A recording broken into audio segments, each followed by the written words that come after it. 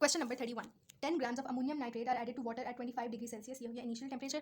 Okay, then and the mixture is stirred. Okay, the ammonium nitrate dissolves and after 1 minute the temperature of the solution is 10 degrees Celsius. यानी 25 degrees Celsius से 10 degrees Celsius पे आया, ये क्या हो गया? Fall हुआ temperature. This means कि decrease in temperature, and decrease in temperature means कि reaction is endothermic. Now, which word describes this change? So it's an endothermic change. Exothermic नहीं है. Neutralization exothermic reaction की ही type है. So neutralization भी नहीं है. Reduction तो पता नहीं क्या है ही नहीं है. मतलब इसका कोई ताल्लुक नहीं है इससे. Question number 32. The energy level diagram for a reaction is shown. Which reaction is correct? So सबसे पहले मुझे देखना है कि ये किस टाइप का रिएक्शन है. इसमें क्या हो रहा है? Reactants have less energy than products. Product energy ज़्यादा है, so this means कि ये एक endothermic reaction है. This is an endothermic reaction, and endothermic reaction में जो delta H होता है that is positive, and जो activation energy होती है that is wait एक second. मुझे देखना है. Reactants have products have more energy. हाँ ये है तो endothermic and इसका delta H is positive, and जो activation energy होती है, activation energy reactants के पास less energy, so it means कि activation energy is negative. This is activation energy. Products have more activation energy, so it's option C. Question number 33. Which experiment is most exothermic? Okay, so हम पहले देख लेते हैं exothermic में क्या होता है. Increase in temperature. A में क्या हो रहा है? 20 से 5 पे. This means कि decrease in temperature है, ये exothermic नहीं है. इसमें क्या है? Yes, this is an increase in temperature. 20 से 32 पे temperature बढ़ गया, exothermic हो सकता है. ठीक है, ये हो सकता है. इसमें क्या है? 25 से 12 again fall हुआ temperature, so this means कि ये भी endothermic है, ये भी कट हो गया. Then 25 to 34 it means again temperature is increased, और increase in temperature is exothermic. ये दोनों हो सकते हैं. अब उसने कहा most exothermic temperature की terms में. So most exothermic means कि जहाँ पे सबसे ज़्यादा change in temperature है. So change in temperature हम कहते हैं final minus initial. 32 minus 20 this is 12 degrees Celsius. Then 34 minus 25 degrees, this is 9 degrees Celsius. So ज़्यादा डिक्रीज कहाँ पे आया? चेंज यहाँ पे 12 degree Celsius is greater than 9 degree Celsius, तो इट मीन्स कि ये रिएक्शन ज़्यादा एक्सोथर्मिक है ये भी एक्सोथर्मिक, लेकिन ये थोड़ा कम एक्सोथर्मिक है. So option B. Question number 34. The energy level diagram for a reaction is shown. Which statement is not correct for this energy level diagram? ये reaction क्या है? Endothermic, because products have more energy than the reactants. Okay, so अब हम check कर लेते हैं. So it could be the energy level diagram for the reaction when petrol is burnt. No, petrol जब burn होता है, सो उसमें क्या होता है? एनर्जी रिलीज होती है, सो इट मीन्स कि वो एक्सोथर्मिक रिएक्शन होती है. तो एंडोथर्मिक की एनर्जी लेवल डायग्राम है, सो दिस इज रॉन्ग. यही हमारे पास करेक्ट ऑप्शन है कि हमने नॉट करेक्ट सेलेक्ट करना है. Then less energy is release in bond forming then needed for bond breaking. Yes, bond breaking के लिए हमें ज़्यादा एनर्जी अब्सॉर्ब करनी है और रिलीज में कम होती है, सो इसलिए हमारे पास delta H is positive, so correct हो गया. Activation energy has a positive value, yes ये भी करेक्ट है. The energy change delta H for the reaction is positive, yes ये भी करेक्ट है. सो ऑप्शन ए रॉन्ग है, हमने वही सेलेक्ट करनी है. और वो वाला क्वेश्चन पढ़ के मुझे याद है कि जो क्वेश्चन था 32, इसमें ये जो activation energy this was suppose to be positive value. मेरे पास मार्किंग स्कीम में सी लिखा हुआ था, तो मुझे थोड़ी सी कंफ्यूजन हो गई, इसलिए option B is correct. Both are positive, ऊपर की तरफ जा रहे हैं. Okay. Question number 35. Some properties of 4 fuels are shown in the table. Which fuel is a gas at room temperature and makes 2 products when it burns in a plentiful supply of air? Okay, यानी हम oxygen के साथ burn करवाएंगे किस gas को कि वो हमें वो देगी, क्या कहते हैं, सिर्फ कार्बन डाइऑक्साइड एंड वाटर से. तो हाइड्रोकार्बन की प्रॉपर्टी होती है अल्केन्स की. सो हाइड्रोजन एंड वैक्स तो हो नहीं सकती, वैक्स तो वैसे ही नहीं है. फ्यूल ये है फ्यूल, लेकिन इसको हम ऑक्सीजन के साथ एयर के साथ रिएक्ट करवाएंगे तो हमें वाटर मिलेगा, कार्बन डाइऑक्साइड तो नहीं मिलेगी. तो A and D are wrong. अब बाकी देख लेते हैं. Okay, methane and octane both are alkanes, ये दोनों हमें देंगी कार्बन डाइऑक्साइड एंड ऑक्सीजन. अब हमें देखना है कि इनमें क्या बोला था, which fuel is a gas at room temperature. Okay, gas कहाँ पे होता है?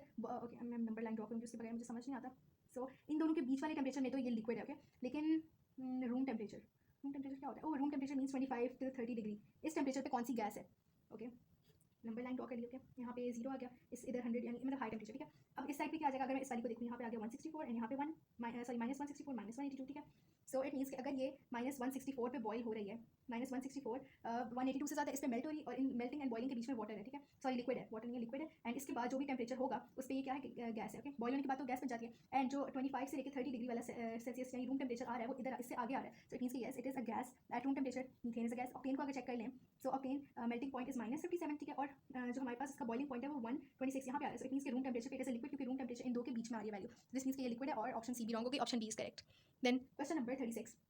Which statements about exothermic and endothermic reactions are correct? किया पहले हो चुका है वही वाला, लेकिन let's do it again. During an exothermic reaction, heat is given out. Temperature of an endothermic reaction goes up. No, it goes down. And burning methane in air is exothermic. Yes, combustion. So 1 and 3 are correct. Option C. Question number 37. Chlorine reacts with ethane to produce chloroethane and hydrogen chloride. तो ये reactants है, और ये react करें तो हमारे पास ये दो प्रोडक्ट्स फॉर्म हो रहे हैं. The reaction is exothermic, it means कि डेल्टा एच जो होगा वो नेगेटिव होना चाहिए. सो मेरे पास जो पॉजिटिव वाली ऑप्शन है मैं उन्हें कैंसिल आउट कर दूँगी. जो एनर्जी चेंज होगा वो नेगेटिव में आएगा.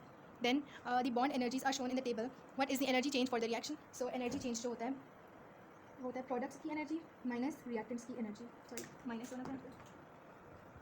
सो उसके लिए मुझे पहले प्रोडक्ट्स की एनर्जी कैलकुलेट करनी है. ये मेरे पास बॉन्ड्स हैं और ये बॉन्ड एनर्जीज हैं. So first of all product energy is equal to, मेरे पास एक ही carbon to carbon single bond है, सो इसकी एनर्जी 350 प्लस मेरे पास सी एच बॉन्ड्स कितने हैं? 1 2 3 4 5 6 सी एच बॉन्ड्स है. एक सी एच बॉन्ड की एनर्जी कितनी है? 410. सो 3 की हो जाएगी 410 इंटू 6. देन एक और मेरे पास कौन सा है? ये इसका chlorine to chlorine single bond C bond की एनर्जी मेरे पास 240 plus 240. So 350 plus 410 into 6 is 410 into 6, this is 2460 plus 240. अब मैं तीनों को ऐड करती हूँ तो मेरे पास आ जाएगा 2460 plus 240 plus 350, this is 3050 kilo joule per mole. ये मेरे पास प्रोडक्ट एनर्जी है. अब मुझे रिएक्टेंट की एनर्जी कैलकुलेट करनी है. So reactant energy is equals to oh sorry मैंने ऑपोजिट कर दिया, ये रिएक्टेंट एनर्जी थी, आई एम सॉरी, यस ये रिएक्टेंट्स के थी, सो दिस इज रिएक्टेंट और एंड ये प्रोडक्ट की एनर्जी अब मैं कैलकुलेट करूँगी, प्रोडक्ट्स इस साइड पे होते हैं। Okay so first of all मेरे पास ये carbon to carbon single bond एक है, सो दिस इज 350 प्लस एक कार्बन और क्लोरीन के बीच में सिंगल बॉन्ड है, this is 340 plus C H bonds कितने हैं 1 2 3 4 5, ये हो गया सी एच बॉन्ड की एनर्जी है 410 इंटू 5 एंड देन एक मेरे पास कौन से HCl यानी हाइड्रोजन और कार्बन के बीच में सॉरी क्लोरीन के बीच में जो बॉन्ड है दिस इज 430। अब मैं ऐड करता हूँ जगह 350 प्लस 450 410 इंटू 5 इज 2050, मैं चेक कर लेती हूँ 410 इंटू 5 यस 2050 प्लस 430। अब मैं इन चारों को ऐड कर लेती हूँ, ये होगा प्लस 430 प्लस 340 प्लस 350, तो मेरे पास ये एनर्जी आ गई 3170 किलो जॉल पर मोल। मेरे पास रिएक्टेंट की एनर्जी, प्रोडक्ट की एनर्जी, अब मैं ये फॉर्मूला अप्लाई करूँगी, enthalpy change is equals to product energy minus reactant energy. So product energy ये है 3170 माइनस रिएक्टेंट एनर्जी क्या है 3050 this is equal to 3170 minus 3050 this is 120। So मेरे पास एनर्जी आ गई 120 किलो जॉल पर मोल एनर्जी चेंज आ गया। अब ये तो पॉजिटिव वैल्यू है, लेकिन हमारे पास रिएक्शन क्या था एक्सोथर्मिक, सो इट मीन्स के चेंज इन एनर्जी नेगेटिव होगी। Okay so this is negative 120 kilo joule per मोल और ये रॉन्ग हो गया। Question number 38. Which statement about fuels is correct? Okay. Heat energy can only be produced by burning fuels. Yes. Heat energy burning fuel से होगी, ये correct है। नहीं sorry I am sorry, ये करेक्ट नहीं है। हीट एनर्जी तो हम फ्यूल बर्न के बगैर भी तो आ सकती है। गेस हीट ओके एनर्जी की बात हो रही है ना, जो न्यूक्लियर एलिमेंट्स के अंदर जो रिएक्शंस हो रहे होते हैं न्यूक्लियर फिजन और रिएक्शंस वगैरह, तो वो विदाउट बर्निंग फ्यूल भी तो हो जाती है, सो दिस इज रॉन्ग। और भी we have different methods. Then hydrogen is used as a fuel although it is difficult to store. Yes hydrogen is used as a fuel although it is difficult to store. It means कि hydrogen को हमें store करना मुश्किल होता है, क्योंकि वो air के साथ मिक्स हो जाती है ना, सो उसे लिक्विफाई करके स्टोर करना, उसके लिए हमें प्रेशर वगैरह यूज़ करना होता है डिफरेंट, से इसको स्टोर करना डिफिकल्ट होता है। करेक्ट हो गया। Then methane is a good fuel because it produce only water when burn. Methane is a hydrocarbon, एक अल्केन है, इसको जो बर्न करेंगे ऑक्सीजन के साथ तो हमारे पास दो प्रोडक्ट्स फॉर्म होते हैं, water and carbon dioxide. So only water produce नहीं होगा, CO2 इज ऑल्सो फॉर्म, तो ये गलत हो गया। Then uranium is burn in air to produce energy. No, uranium एक रेडियो एक्टिव एलिमेंट है, रेडियो एक्टिव आइसोटोप्स होते हैं इसके, जिनके अंदर रेडियो एक्टिव ही रिएक्शंस हो रहे होते हैं, डिकेज चल रहे होते हैं, जिसकी वजह से एनर्जी प्रोड्यूस होती है, बर्न नहीं करता, so this is wrong. Question number 39. Okay, which statements about exothermic and endothermic reactions are correct? तो ये दोबारा से सेम आ गया, 1 and 3 थी, इसकी option C. Question number 40. The equation for the reaction between hydrogen and chlorine is shown. ये reaction है, the reaction is exothermic, so it means कि मेरे पास delta H इसका क्या आएगा negative. Now the bond energies are shown in the table. What is the energy change for the reaction? Okay, मेरे पास ये options है, it means कि जो positive वाली options है उन्हें मैं वैसे ही कट कर देती हूँ, क्योंकि positive जो होता है delta H enthalpy change positive endothermic reactions के लिए होता है, और क्योंकि ये reaction exothermic है तो इसके लिए negative होना चाहिए। अब मैं पहले इन bonds को open करके लिखती हूँ, क्योंकि मेरे पास इस form में दी हुई है ना bond energies, तो मुझे ताकि मेरे लिए easy हो जाए। H means ये H plus Cl2 means Cl connected with Cl with a single bond, and then हमारे पास क्या फॉर्मूला है HCl, एक बॉन्ड हाइड्रोजन में आता है एक क्लोरीन में आता है, लेकिन ये दो मोल्स है, so it means कि 2 मल्टीप्लाई बाय HCl, यानी दो ये वाले बॉन्ड्स हैं। अब हम पहले रिएक्टेंट की एनर्जी कैलकुलेट करते हैं। Reactant energy is equals to एक ही बॉन्ड है, एक HH बॉन्ड 436 प्लस एक Cl bond 240, so 240 plus 436 is 676 kilo joule per mole. अब मैं प्रोडक्ट एनर्जी कैलकुलेट करती हूँ। Product energy is equals to दो HCl बॉन्ड्स हैं, एक HCl बॉन्ड इज 430, से दो जाएंगे 2 × 430, this is 860 kilo joule per mole. अब मुझे क्या कैलकुलेट करना है? Enthalpy change delta H is equals to product energy minus reactant energy. Okay, so product energy was 860 minus reactant energy 676, so 860 minus 676 this is 184। Okay, value मेरे पास positive आ रही है ना। ओके, लेकिन हमारे पास क्योंकि ये रिएक्शन एक्सोथर्मिक है, सो इट मींस कि डेल्टा H की वैल्यू नेगेटिव आनी चाहिए, सो इससे ये वैल्यू करेक्ट है। मुझे इसका साइन बस दूसरा लगा देना, so minus 184 kilo joule per mole, option B is correct. Then question number 41. Heat energy is produced when hydrocarbons burn in air. Which equations represent this statement? तो हाइड्रोकार्बन्स हमने देखने के हमारे पास कहाँ पे और कहाँ पे बर्न हो रहे हैं। सो अल्कोहल को हम रिएक्ट करवा रहे हैं ऑक्सीजन के साथ। हाइड्रोकार्बन कौन से होते हैं? हाइड्रोकार्बन वो होते हैं वो कंपाउंड्स जिनके अंदर सिर्फ कार्बन और हाइड्रोजन होता है। ओके, कोई और एलिमेंट नहीं प्रेजेंट हो, और इस तरह का एलिमेंट जैसे क्या है, एल्कोहल है, एथेनॉल है। ओके, क्योंकि 2 कार्बन आइटम्स है ना, सो एथेनॉल क्या है, ये एक ऑर्गेनिक कंपाउंड जरूर है, क्योंकि इसमें कार्बन और हाइड्रोजन प्रेजेंट है, लेकिन ये हाइड्रोकार्बन नहीं है, क्योंकि इसमें ऑक्सीजन भी प्रेजेंट है। सो हाइड्रोकार्बन यहाँ पे बर्न नहीं हो रहा, यहाँ पे ऑर्गेनिक कंपाउंड बर्न हो रहा है, so this is wrong. Then C2H4 this is ethene. Ethene को हम ऑक्सीजन के साथ रिएक्ट करवा रहे हैं, दिस इज हाइड्रोकार्बन, तो इससे क्या प्रोड्यूसर है? Carbon dioxide and water, correct हो गया। देन मेरे पास है मीथेन, यस मीथेन भी हाइड्रोकार्बन है, इसको हम रिएक्ट करवा रहे हैं ऑक्सीजन के साथ, again carbon dioxide and water is produce, so 2 and 3 are correct, option D. Question number 42. Which statements about endothermic and exothermic reactions are correct? फिर से चौथी दफा सेम क्वेश्चन आ गया, इसके option 1 and 3 were correct, C हो गया।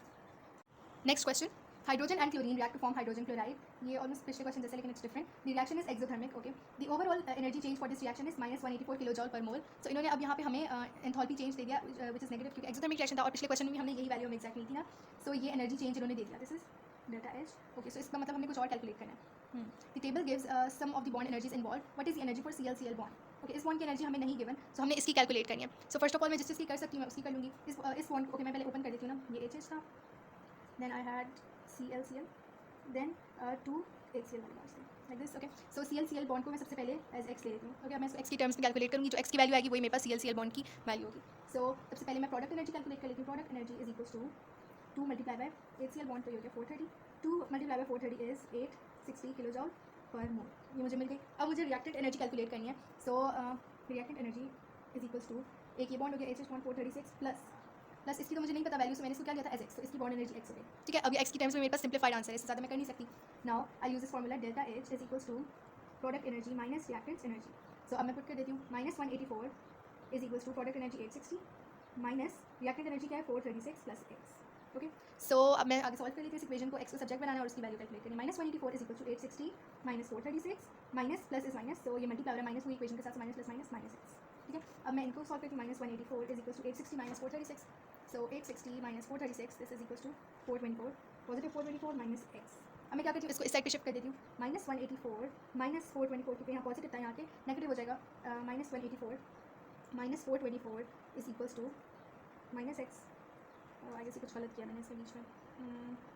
860 minus, second let's see, यहाँ पे ठीक है करेक्ट आ गया. देन रिएक्टेंट की energy was 436 plus x.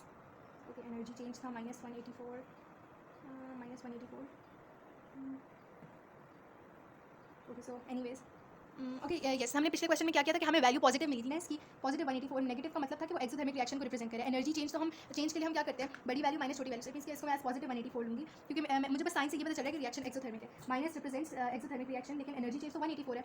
So now 184 minus 424 is equals to 184 minus 424, this is 240. Okay, so 240 is equals to minus X. Okay, अब 240 is equals to minus X, so it means के X is equals to minus 240 kilo joule per mole.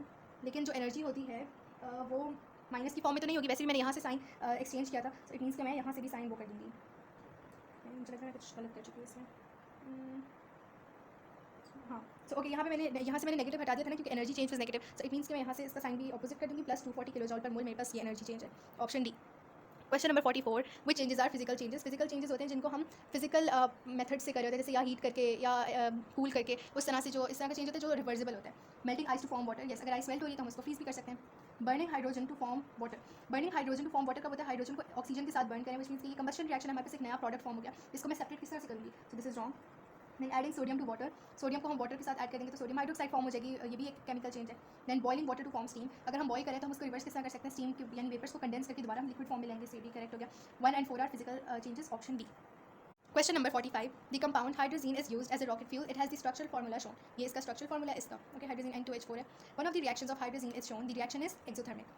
The bond energies are shown in the table. The bond energies है. What is the energy change for this reaction? So energy change होगा delta H. And क्योंकि ये exothermic reaction है, so delta H is supposed to be negative. Okay, so now I'm calculating the value. Okay, so सबसे पहले मुझे क्या चाहिए, reactant और product की energies, because delta H is equals to product energy minus reactant energy.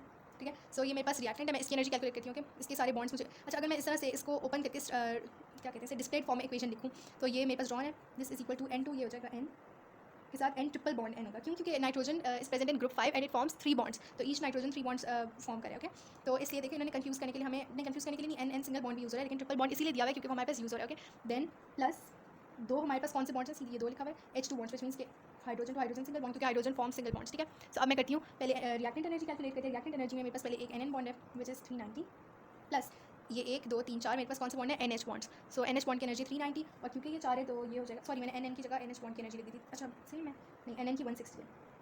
Okay, so 160 plus 390 into 4 bonds थे मेरे पास, तो हो जाएगा 160 प्लस 390 इंटू 4, आई गेस 1560 होगा. 390 into 4, yes this is 1560 plus 160, तो ये आ गया 1720 किलो जॉल पर मोल.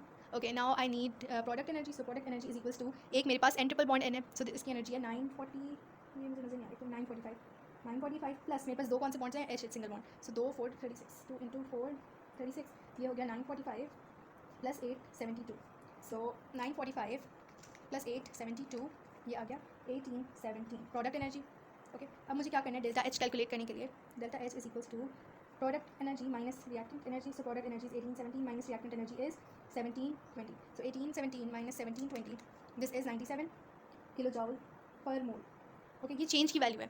साइन मैं किस तरह से डिसाइड करूँगी रिएक्शन टाइप देखते हुए, बिकॉज रिएक्शन इज एक्सोथर्मिक. सो मेरे पास डेल्टा एच क्या आएगा -97 kilo joule per mole, which is option B. Okay change तो मुझे पॉजिटिव ही मिलेगा, और वैसे भी इसमें ये दोनों ऑप्शन पॉजिटिव वाली हो नहीं सकती थी, क्योंकि delta H positive enthalpy change होता है एंडोथर्मिक रिएक्शंस के लिए, and this reaction is exothermic. Question number 46. Which statement describes an exothermic reaction? Okay, so endothermic reaction, exothermic reaction, इसमें बेसिकली 3 चीज़ें होती हैं.